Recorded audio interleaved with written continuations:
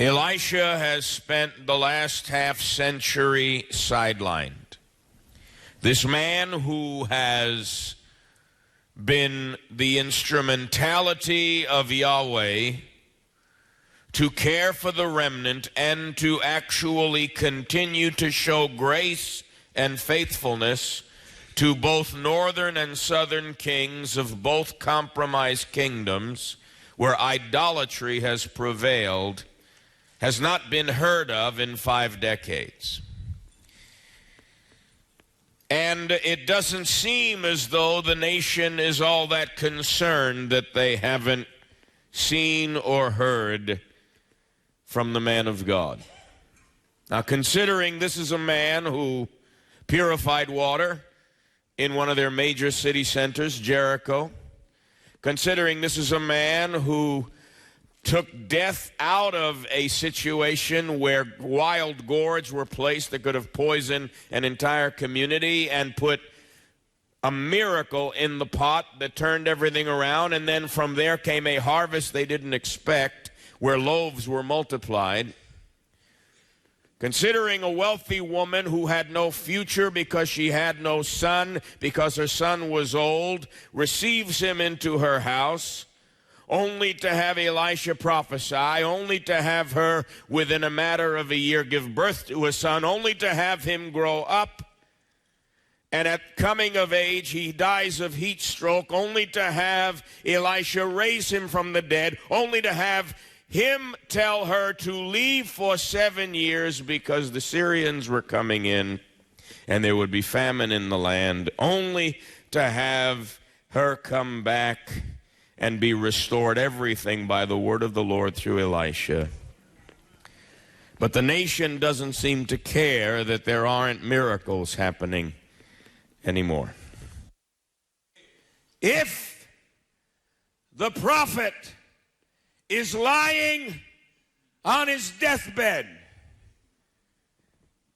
it doesn't mean God is dead. But sometimes, since the only instrumentality that God has is a sick, dying prophet, then who is going to get the prophet to move as long as he still has breath? And the thing about real prophets is that they carry a timeless word and the manifest presence. So much so that I'd rather have a dead prophet than have a living religious moral code. We need a dead prophets society if we're going to see the ordinary become extraordinary. Nothing's happened for 50 years. How long's it been since your last amazing moment in God? How long's it been since heaven opened over you and glory showed up and your joy was made full? Somebody has to gain a place of intercession. I sought for a man, God said, to stand in the gap. Intercession isn't when you moan and groan at an altar. Intercession is when you get in between what is and what is not, what can be and what actually is being, and you say this discrepancy needs to be reconciled, and if I need to be the lightning rod to take the heat until there's an explosion of glory, I will be grounded to attract the power and make up the hedge.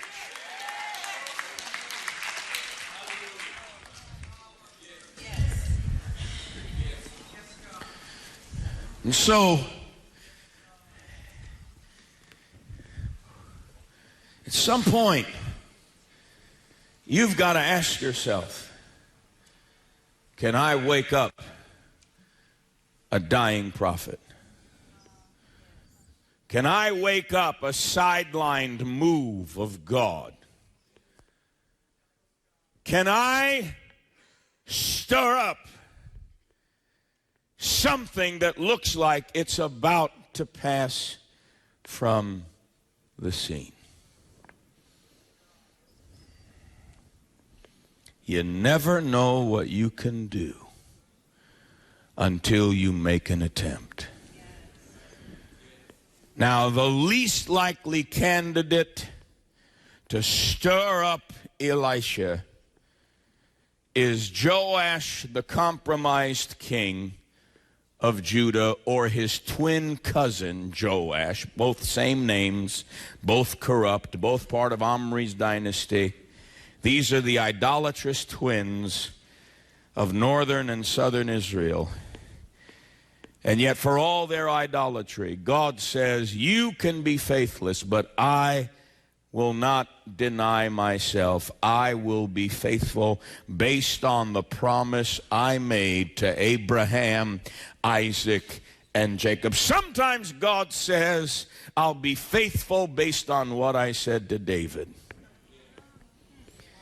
And you got to figure out, what is it you need the faithfulness of God in relation to why he speaks of David. Sometimes he will say he'll remember his covenant with Moses.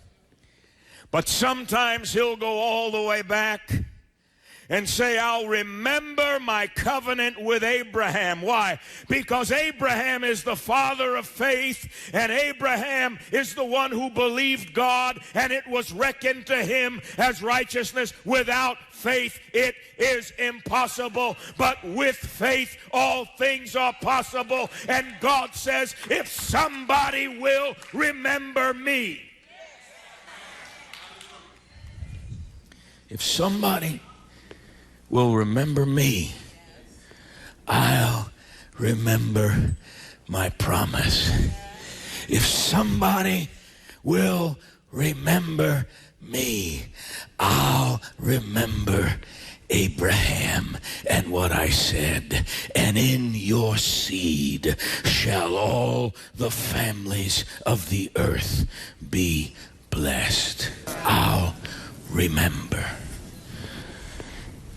Somebody needs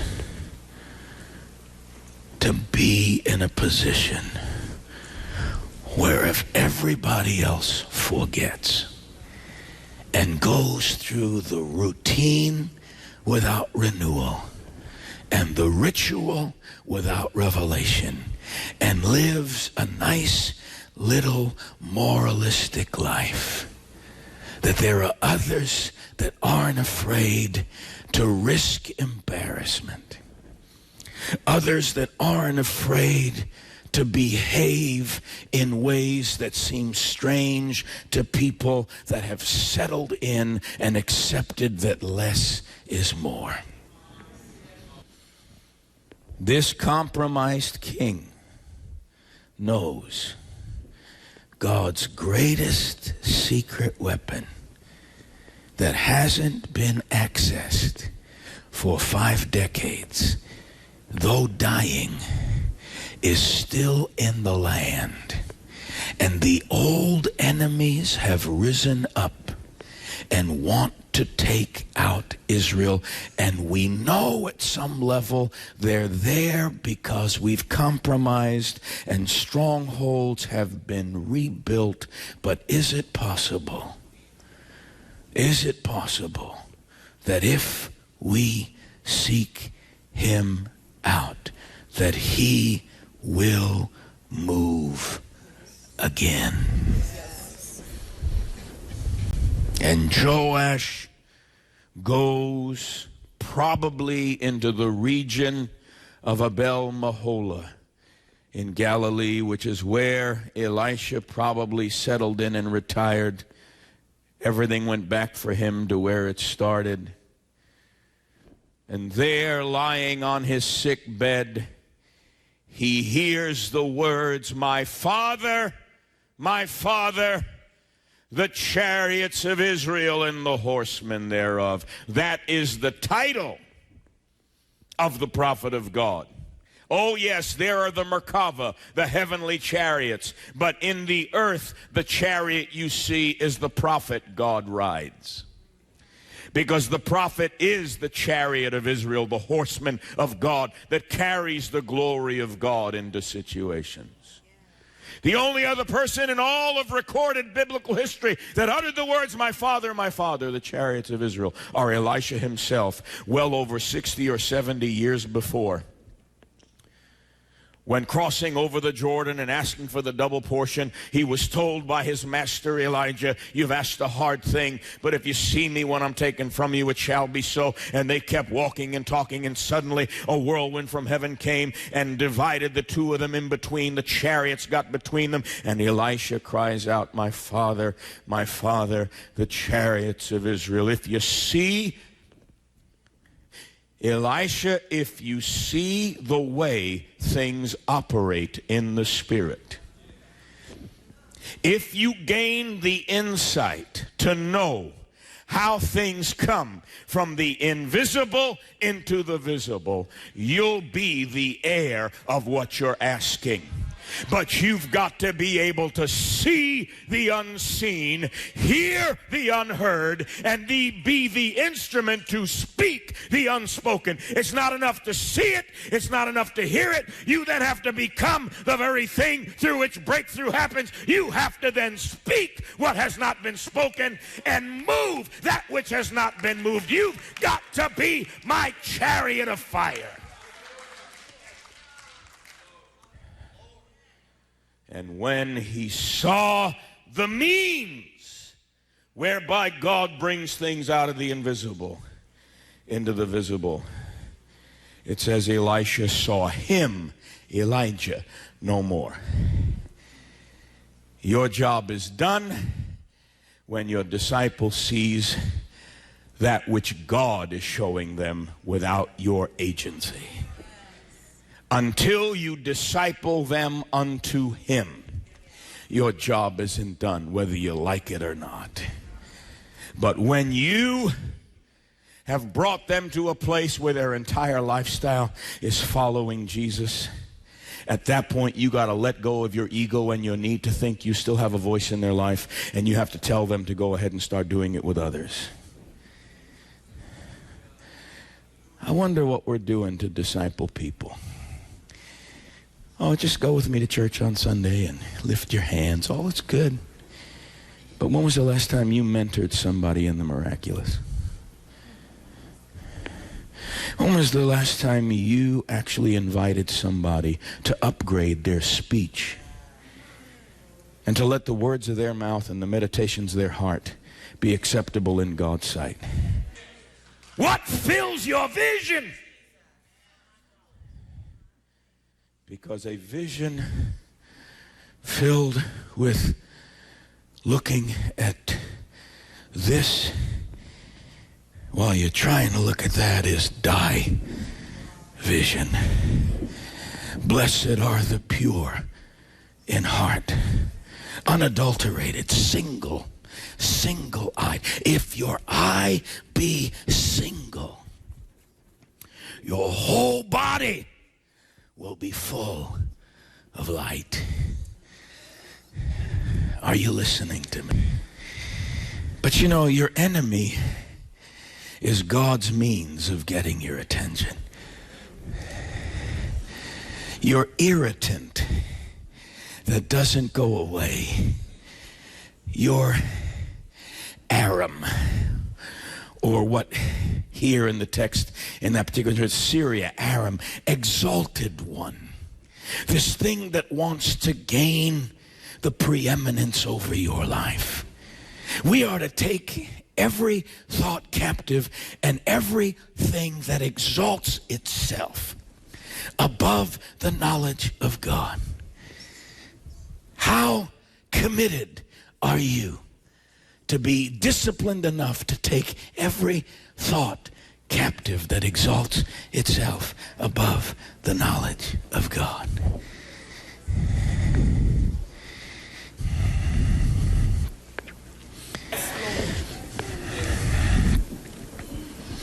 Father, my Father, you're the secret weapon.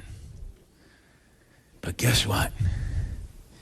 It gets Elisha up off his bed of affliction, and he says, grasp, seize, lay hold of a bow and arrows. And the word for bow means to bend and stretch. He is saying to a compromised king, you haven't bent far enough in the presence of God, so he can stretch you far enough to make you a weapon that will pulverize demonic mountains in his hands. Because what good is an arrow if there is not something that's been stretched to its limits that can propel it into a place where it can hit the target? Because when you talk about intention, intendere in the Latin means to aim. And Elisha is basically saying you need to be stretched beyond your perceived limits, and you need to have an intention that that enemy is coming down.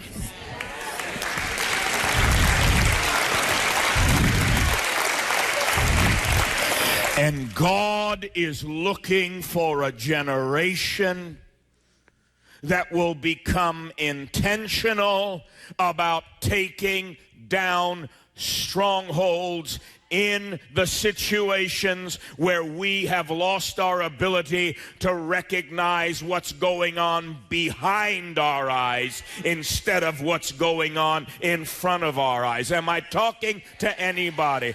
Somebody say, until I'm committed, I will not release the power of my intention. Because commitment and intentionality are what release faith. You want God to move, you got to be intentional. You want God to take you seriously, take him seriously. You want God to act on your behalf, act like he is all you need. Take a bow. Most of what we do is stay within our comfort zone. There's a fundamental state of the anointing that you can access at any given time if you ask yourself the appropriate questions to put yourself in that state. But you need to understand something about you and about me and about our nature. We prefer the comfort zone. We prefer not to be stretched.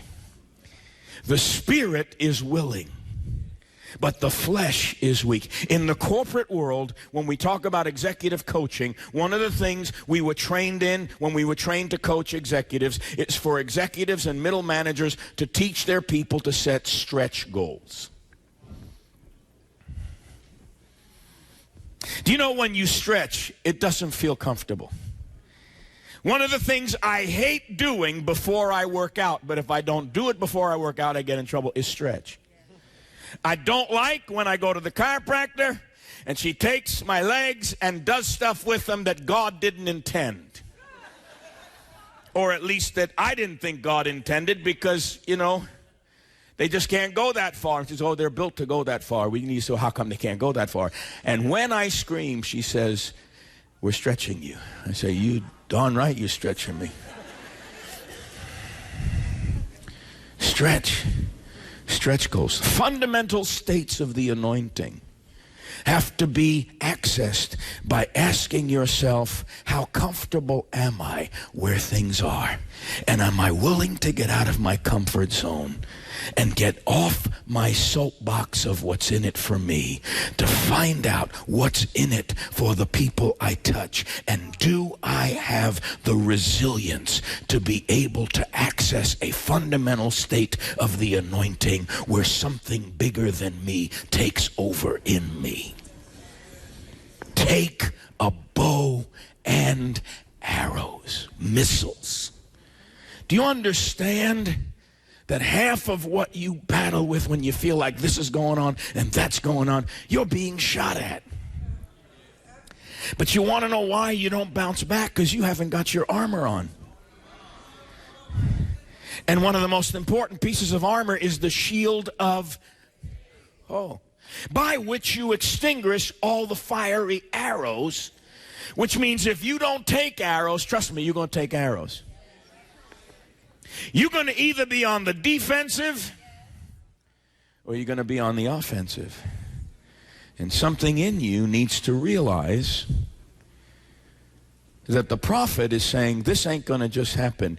You've got to bend and stretch. Take a bow and arrows. Now here's what will happen.